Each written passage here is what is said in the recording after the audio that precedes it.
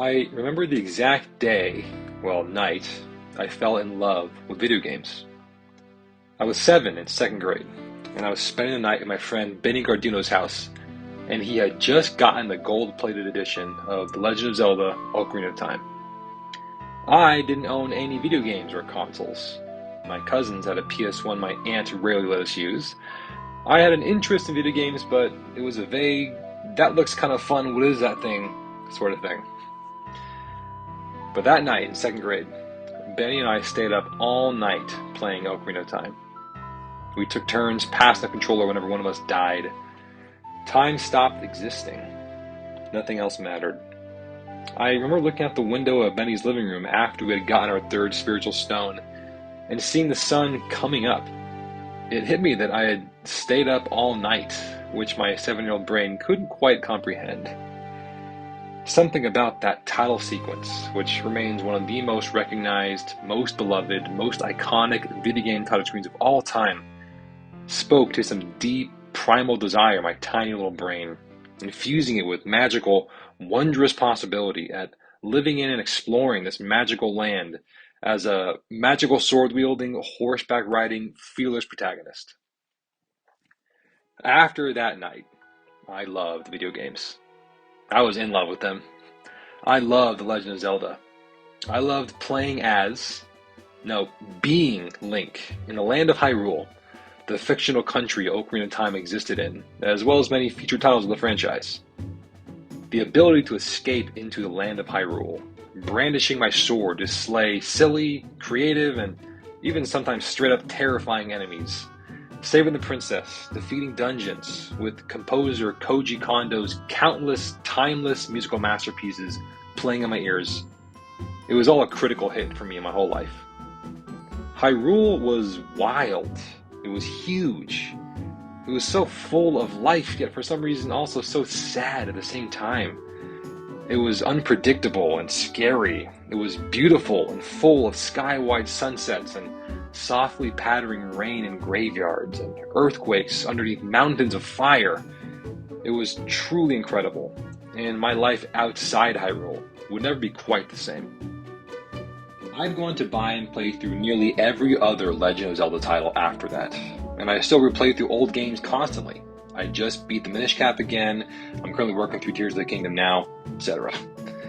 But now that I'm in my 30s, married for 10 years, raising 2 young children, with both a full-time job and a part-time job, after I've actually traveled the world, living overseas and visiting over 15 countries, now that I've gotten fired from jobs and gone broke, had my heart broken and started my own business, living in the most expensive city in America, and somehow surviving on this earth for another 30 years after I first entered Hyrule, my relationship with Hyrule has changed in my 30s.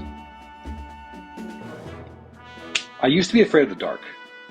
It lasted for a long time, until I was in college even. I hated scary movies. I always had vivid nightmares and memories of this inescapable certainty that the movie monster I had just seen somehow knew I was the most terrified person in the room, and therefore decided to stalk me instead of everyone else. Now look, I'm not scared of the dark anymore. The dark doesn't scare me now. Now that I'm in my 30s, someone kidnapping my kids, or having a sudden heart attack, or being unable to pay rent, these are what scare me now, not silly movie monsters. And in a similar way, the magic of Hyrule can feel a bit like that. Just a silly little world that can't compare with the dangers and challenges of the real world. You know, the one where I was abruptly laid off from a stable job and spent the next 6 months desperately looking for work. The world where I battled real-life addiction since I was a teenager. The world with cancer and illness and real tragedy. Simply put, it's become harder to enter these worlds like Hyrule, to allow myself to enter these worlds now that I'm in my 30s. And I'm drawn much more to video games where I can get immersed, but in some ways, Hyrule just doesn't do it for me like it used to. Which makes me sad. I think what's really going on can be put into a simple line. It's harder to feel like Link.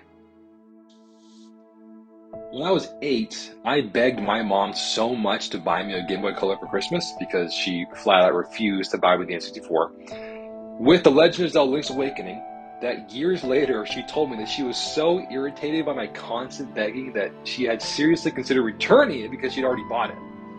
I'm eternally grateful she didn't. Even more than Ocarina of Time, Link's Awakening DX was one of the most impactful games I have ever played, then or since. Probably because I actually owned it for once and didn't have to keep going back to Benny Garduno's house to play it. You see, in this game, I was Link. Same with the Wind Waker, in Super Smash Bros., in Oracle of Ages, Oracle of Seasons, and on and on. Except Skyward Sword, I bought it and played it for one night before realizing I was totally unable to cope with how ridiculous it was to swing my swords with Wiimotes in real life. This game, Link's Awakening, solidified that I'd always loved this medium of entertainment. This ability to escape into mystical, magical, puzzling, dangerous lands, solve all the riddles, discover all the treasure, slay the final boss, and save the world over and over. But if I'm being brutally honest with myself, I have to admit, it's been harder and harder to get immersed in these worlds. To let myself fall through the screen and actually wield the sword, instead of just pressing the A button on my controller as I sit on my couch after I finally put the kids to bed, knowing I have a busy day at work the next day, or chores to do, or errands to run. I find myself getting annoyed that I can't fast travel, or that I have to actually solve puzzles to progress, or other things that make video games what they are.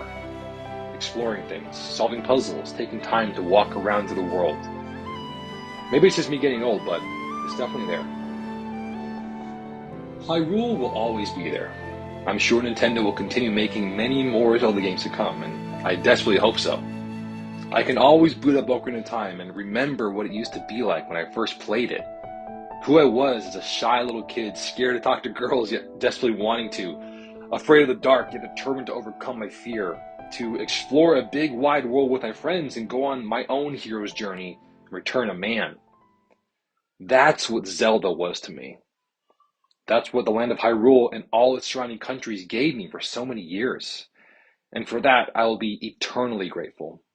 I can only hope my own children will have the same experience with a video game someday. We should all be so lucky.